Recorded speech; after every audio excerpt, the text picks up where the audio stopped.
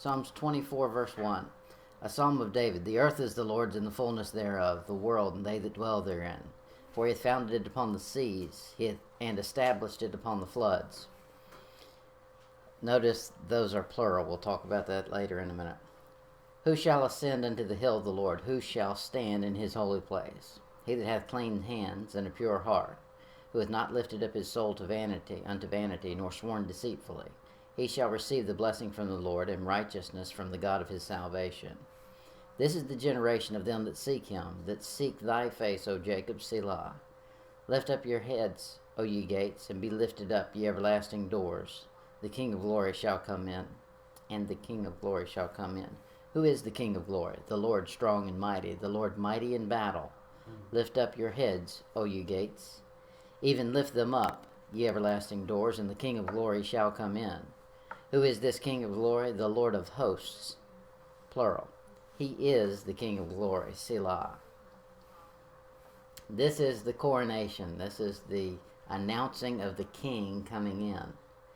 And we've seen Selah in this passage twice, so that tells you time period where we are.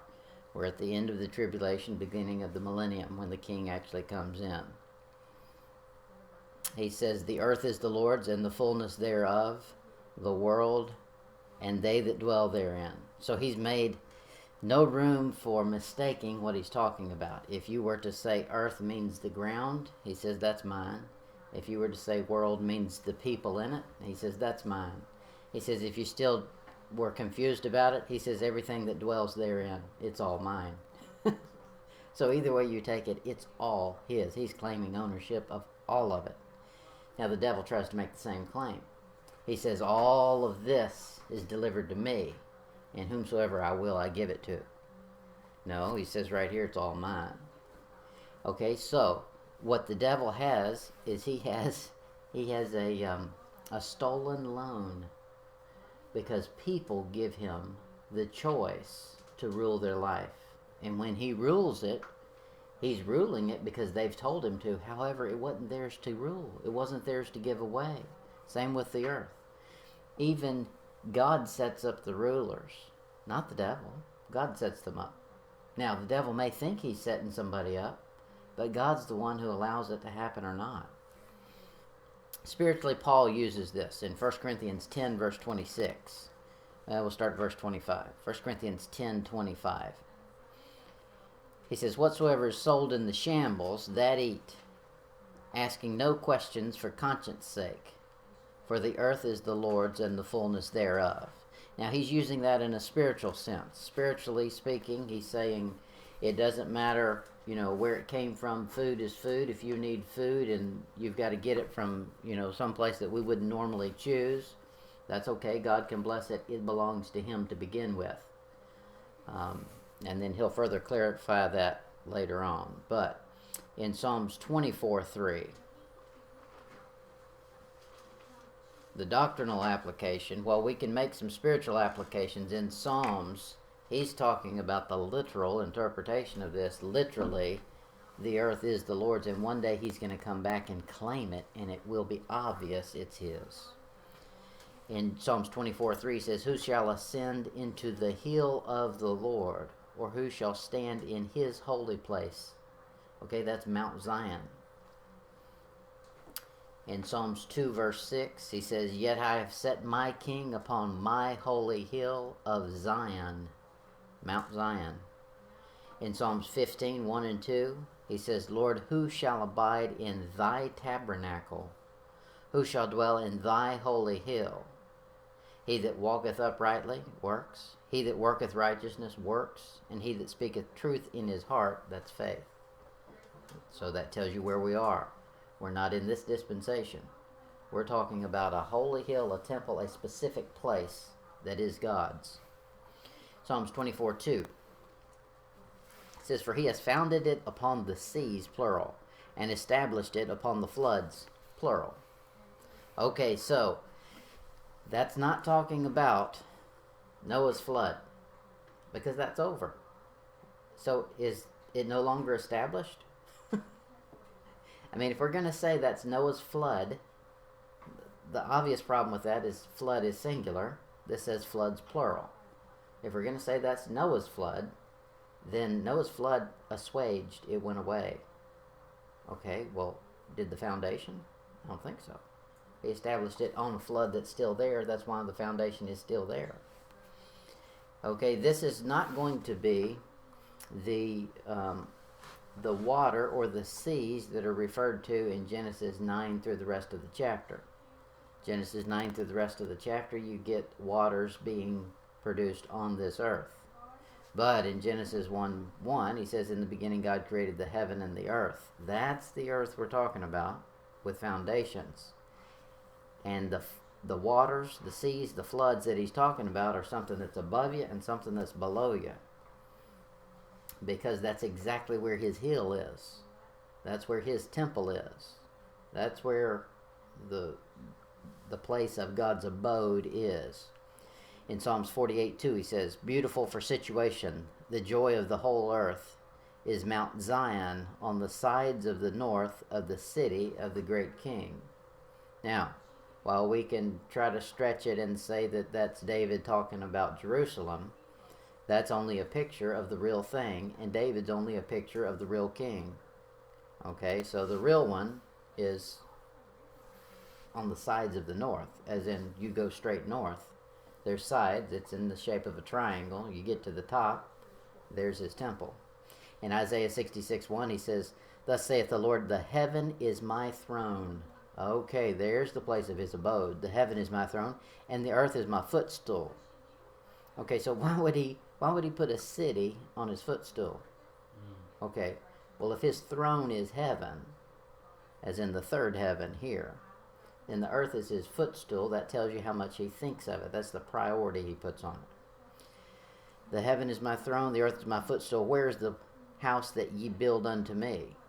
Okay, he's not worried about a house on his footstool. And where is the place of my rest? Obviously, it's where his throne is.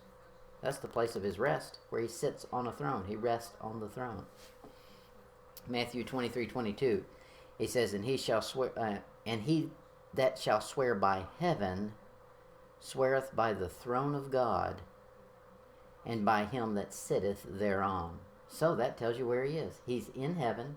He's sitting on a throne. The throne is in heaven. Now we get some pictures of that in the Old Testament with Jerusalem and David and the city of David and Zion, and all those things are pictures of the real. We're talking about the real here. We're going to put it all together in just a minute. In Hebrews 12:22, he says, but ye are come unto Mount Zion, and unto the city of the living God.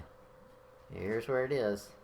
The heavenly Jerusalem, and unto an innumerable company of angels. That's obviously not in no city on this earth. Okay, that's where the king is. Now, the king has plans to expand. One day he's going to set him up a throne and a kingdom and a dominion down here. And it's going to be the place we've had as a foreshadowing, a picture, Jerusalem. And that's going to be his, but it ain't yet. Right now he's ruling from the heavens. In Revelation 21:2, he says, and I, John, saw the holy city, New Jerusalem, come down from God out of heaven.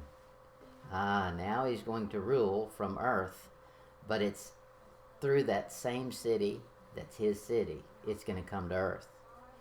Come down from God out of heaven, prepared as a bridegroom adorned for her husband. All right, Psalms 24, verse 6. He said, this is the generation of them that seek him, that seek thy face, O Jacob, Selah. Selah puts us, every time you see that, you know exactly what he's talking about. Tribulation, millennium. This generation is the surviving generation, the people who survive through the tribulation and are allowed to go into the kingdom because they're still alive.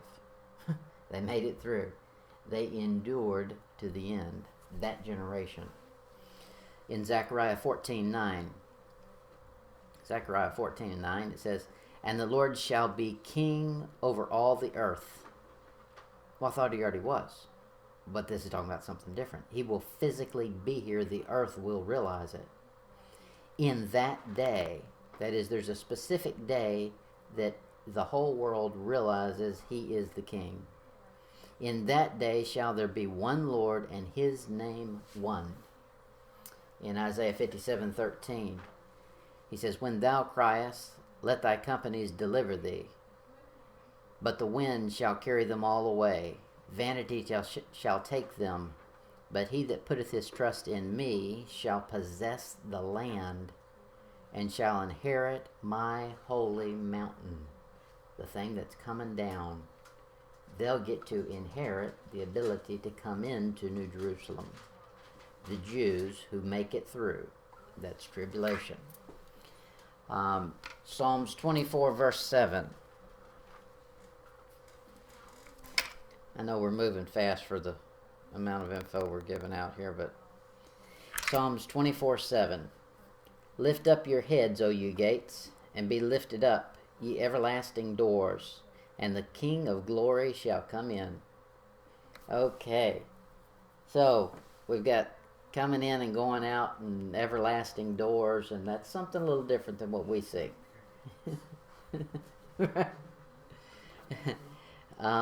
Well, on a door, they have what they call a header. That's correct. Okay? So he says, lift up your heads, O you gates. Okay? And be lifted up, ye everlasting doors. Now that's something different. An everlasting door. That's something that is a spiritual thing. It's physical, but we can't see it yet. One day we will. It says, and the King of glory shall come in. He already did, but we'll follow through with that in a minute. 2 Kings 7, verse 2. 2 Kings 7, 2. It says, then the Lord on whose hand the king leaned answered the man of God and said, behold, if the Lord would make windows in heaven, might this thing be? And he said, behold, thou shalt see it with thine eyes, but shalt not eat thereof. Drop down to verse 19. And that Lord answered the man of God and said, now behold, if the Lord should make windows in heaven, might such a thing be? And he said, behold, thou shalt see it with thine eyes, but shalt not eat thereof. Now why does he tell us the same thing in one chapter?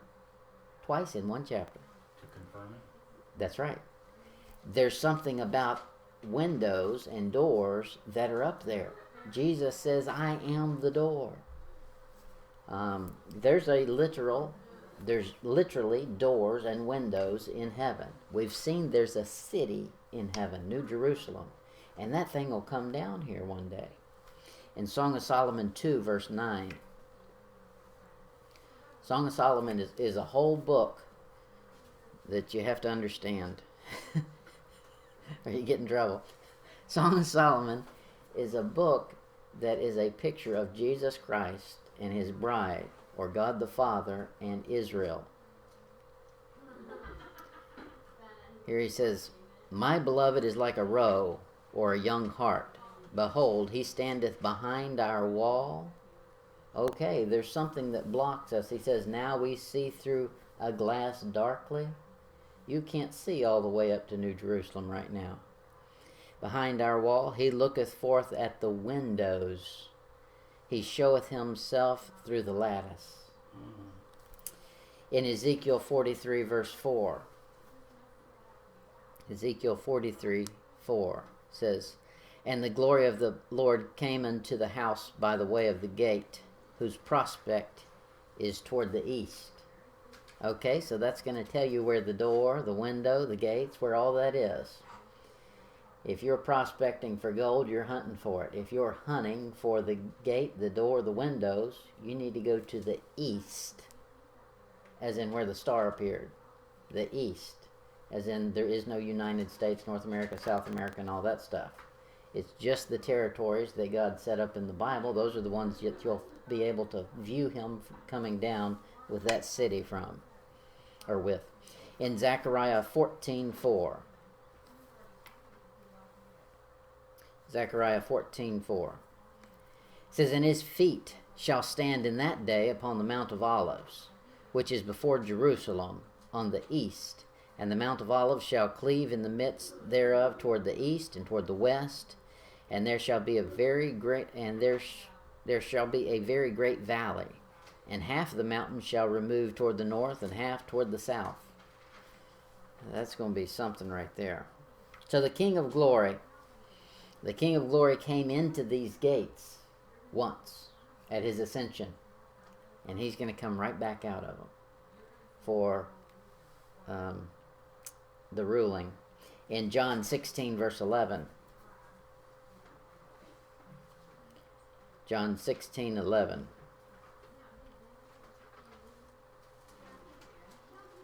Here's what he did by going into those gates. The devil said, I'll put you in my gates, the gates of hell. Jesus says, no, the gates of hell won't prevail against me, but my gates are going to do something to you. John 16:11. Of judgment, because the prince of this world is judged. When he entered the gates of heaven at his ascension, it judged the devil.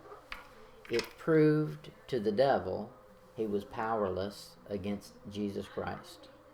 In Ephesians 4:8, he says, wherefore he saith, when he ascended up on high, he led captivity captive, and gave gifts unto men. Furthermore, he said, I went through the gates, but I didn't go by myself. I took anybody I wanted to with me. Say something about that. He's rubbing his nose in it.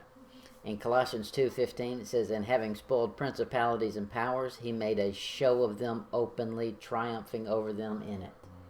He said, I'll go to your house, bust through your gates, go into my gates, which you can't get into, and I'll take anybody in there with me I want to. What you going to do about that? And I'll lock your gate because you can't even use your gate. In Hebrews 6:5, he says, and have tasted of the good words of God and the power of the world to come. That's the power of the world, New Jerusalem, to come. It's coming down. The King of Glory will come in again to the earthly Jerusalem, and through the same gate that he went out the night before he was crucified. He'll cross the brook Kidron, the Kidron Valley. It is, if we're on Jerusalem, in Jerusalem, you're going to go to the Kidron Valley. I'm not seeing it here. Let's see. Jerusalem. Okay, Jerusalem, you come down off of the mountain here, and the Kidron Valley is not on this map. It should be. That's a major one.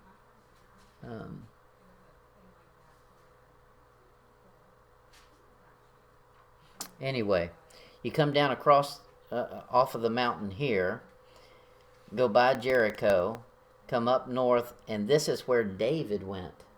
The same thing. David is the picture of Jesus Christ.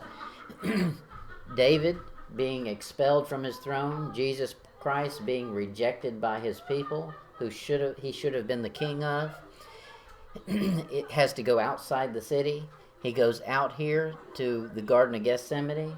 You've got him coming down and out and across. That's the same thing Jesus Christ is going to do. He's going to come back from the Mount of Olives. He's going to come in through he's going to retrace his steps and come back to Jerusalem and say, now I'm here. You find that in 2 Samuel 15:23. So is that valley just south of Jericho? Is that what you're saying? It's There's a huge valley. It's just south, which is east of Jericho, Jerusalem. But it's just south of Jericho. no, it's a little brook, but it's usually named on a map. Yeah, they just have Jericho, Bethany, Bethlehem. You're probably just seeing the Jordan Valley Rift there, which is a big gutter that runs all the way down. But in 2 Samuel 15:23, we've got David. And all the country wept with a loud voice, and all the people passed over, and the king also passed over the brook Kidron, and all the people passed over toward the way of the wilderness. In John 18:1, it says, and when Jesus had spoke these words, he went forth with his disciples over the brook Kidron. Well, now it's spelled with a C there, but that's just the difference in the Greek and the Hebrew. Over the Kidron, where was a garden, into which he entered, he and his disciples. Okay, from the Mount of Olives, he's going to cross that brook, the Kidron Brook, and then he's going to go up to the Mount of Olives. He's got some work he's going to do there. You find the whole story on it in Zechariah 14:1. He said, "Behold, the day of the Lord cometh, and thy spoil shall be divided in the midst of thee.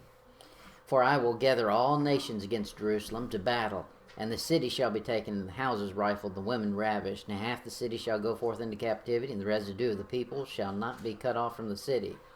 Then shall the Lord go forth and fight against those nations, as he fought in the day of battle.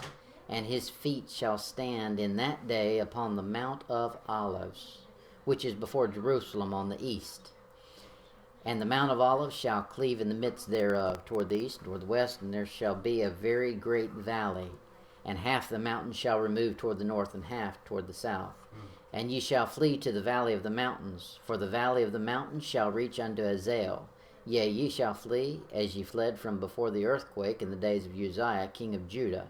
And the Lord my God shall come, and all the saints with thee. And it shall come to pass in that day that the light shall not be clear nor dark."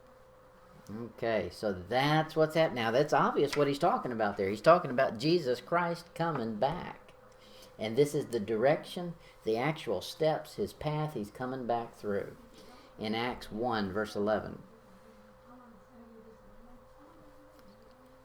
Acts 1, verse 11. The disciples, when Jesus ascended, were sitting there staring at him. And they weren't moving on command like he had given them a command. He said, here's 3 things to do. Go to Jerusalem, Judea, Samaria, well, 4 things in the othermost parts of the earth. And all they could do was sit up and stare in the sky and say, how did he do that? 2 angels showed up and said, hey, it's time to get moving, buddy. But they gave them a little info before they sent them on their way. Said, which also said, ye men of Galilee, why stand ye gazing up into heaven? This same Jesus, which is taken up from you into heaven, shall so come in like manner as you have seen him go into heaven. So the things he did before he left, he's going to do them in reverse when he comes back and say, you should have accepted me the first time, so we're going to replay this. Just like you're rewinding a movie. He's going to rewind it, come back, sit down in Jerusalem instead of lay on a cross. Good stuff. Where did we stop? In like manner as you've seen with verse 12. Then returned they unto Jerusalem from the Mount of Olives, which is from Jerusalem a Sabbath day's journey. So that tells you what he's going to do. He's going to cross the Kidron Valley. He's going to go to the Mount of Olives. He's going to beat some people up. He's going to do, they said he's going to go just like you saw him, and they retraced his steps from Mount of Olives to Jerusalem, a Sabbath day journey. He's going to enter into Jerusalem as King of Kings and Lord of Lords. Now we're going to get the proper ceremony for a king that he should have had, because he's going to be the king of all the earth. Now, kings around here get some pomp and ceremony. If you watch the crownings of a king, you can look them up on YouTube. They're very regal. I mean, it's exciting to watch. But it's going to be nothing compared to when the King of heaven and earth shows up here, and he's already planned out his own ceremony. And it's going to be something. In Revelation 19:16, it says, and he hath on his vesture and on his thigh a name written. Just in case you were to not realize who it was, he put a nameplate on. King of Kings and Lord of Lords. It doesn't get any higher than that. You got a king? Well, I'm the king of that king. You think there's a Lord out there? I'm the Lord of that Lord. He'll take the same route that he took on a colt, the foal of an ass. Remember that? That was a ceremony where they honored him. Well, they're going to do it now again, but it's going to be after he's destroyed all his enemies. In Genesis 49, verse 11.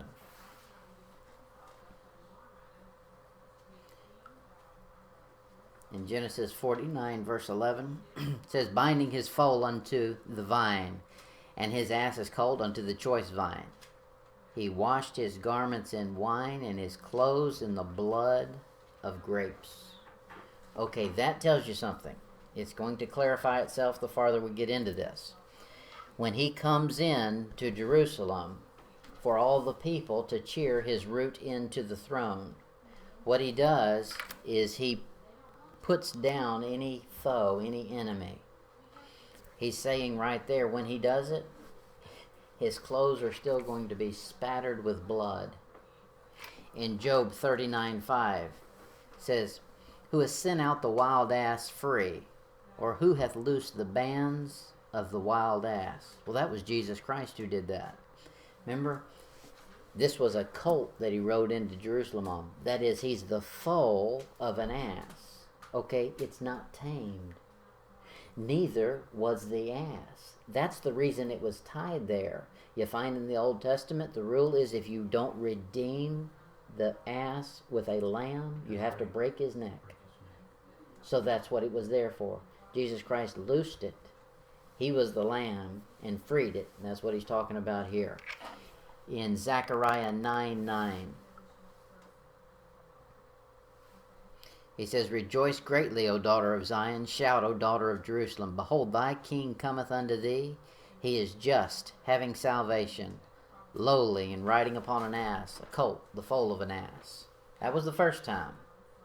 This time he comes through not on an ass, not lowly, meek, and mild. This time he comes on a white horse. Now he picked a white one because he wants the blood to show up. Revelation 19:11.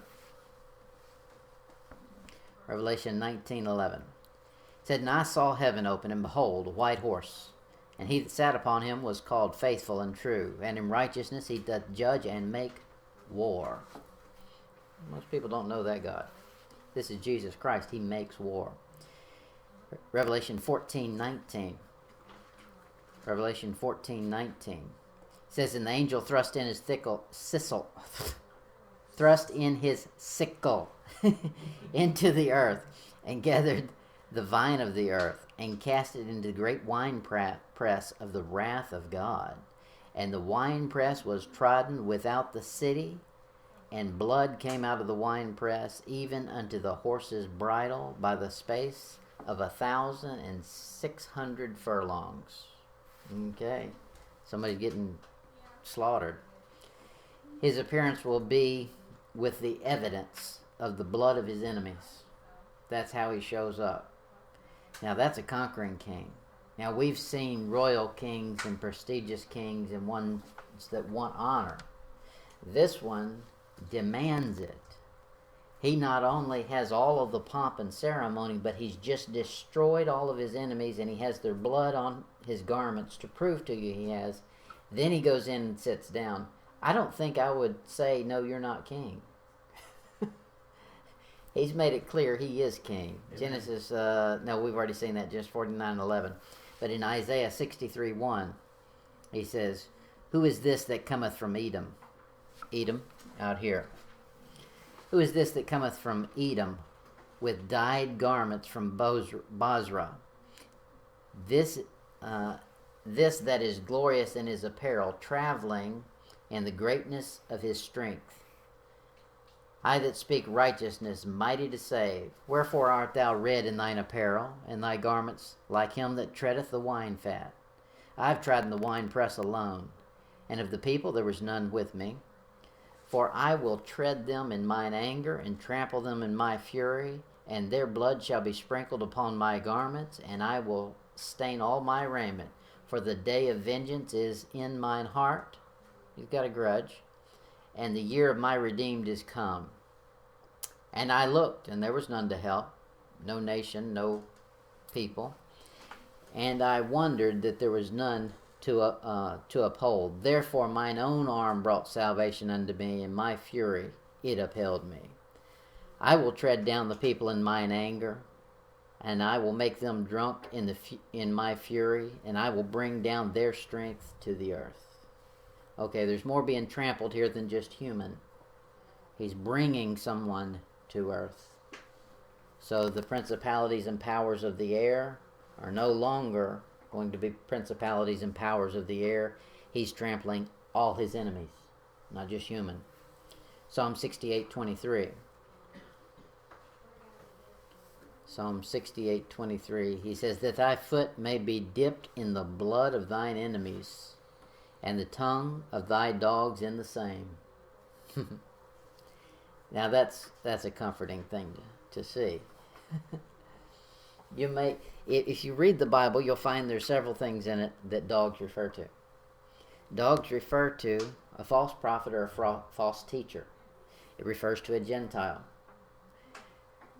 So you may have taught something wrong. Guess what? You qualify as a dog. You are Gentiles. We're Gentiles. We're not Jews. You qualify there. But he's got dogs that get to come with him, and they get to enjoy the same thing he's doing. I'll qualify. I'll join in on that party. In Revelation 14:19, we already read that about him thrusting in his sickle. Back to Psalms 24. Psalms 24, verse 10. Now he repeats something he's already said. Anytime you see a repeat, you got to pay attention. Now, what you'll be told about this is it's poetry and it's a song and all that stuff. But when the Bible repeats something, it means pay attention. This is important. Verse 10. Who is this King of glory? The Lord of hosts, plural. He is the King of glory, Selah. Put your time stamp on it. Isaiah 6:5.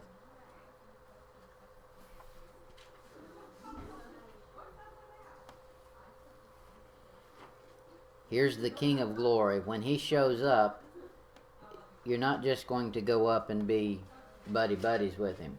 You're not going to do a high five and, a street handshake. Isaiah 6, verse 5. Then said I, woe is me, for I am undone, because I am a man of unclean lips, and dwell in the midst of a people of unclean lips. For my eyes have seen the King, the Lord of hosts, plural. Okay, that Lord of hosts is the one we're talking about, the King of glory. He's going to come in, and when he does, that's going to be a human reaction to him. We're filthy, we're unclean. That's the Lord of hosts. Isaiah 54:5.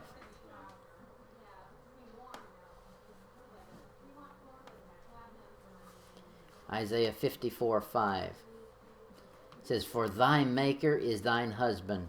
This is God talking to Israel. The Lord of hosts is his name, and thy Redeemer, the Holy One of Israel, the God of the whole earth shall he be called. In Matthew 25:31.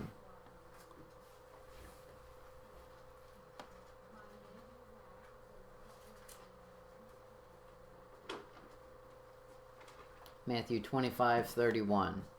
We've seen his throne in heaven. We know that that's his tabernacle. We know all that. But one day it's coming down. And when it does, humanity will get to enjoy it. Not just by reading about it in a book and understanding spiritual things, but by actually seeing it with our eyes. Matthew 25:31. When the Son of Man shall come in his glory, that's the King of glory, and all the holy angels with him, then shall he sit upon the throne of his glory. Okay, he's bringing a city with him. He's bringing his own throne with him.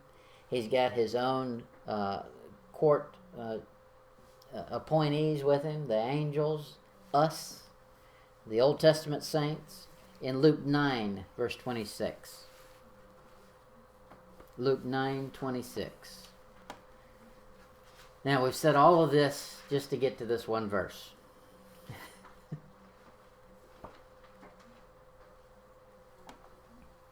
Luke 9:26.